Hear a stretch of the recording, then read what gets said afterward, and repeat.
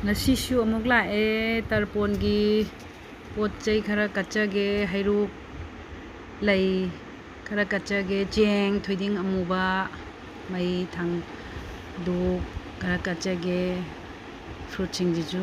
fazana soirage soire aigi fruit singji hai singji fazana soibire aduga tingthau mana si hapchalani adagi cheng sisu hapchalani punna adagi thoiding amuba se amna important ni ko tarpon matam dadi halamana haibagi matungina sisu hapchanjare lay khara thadajare dasidadi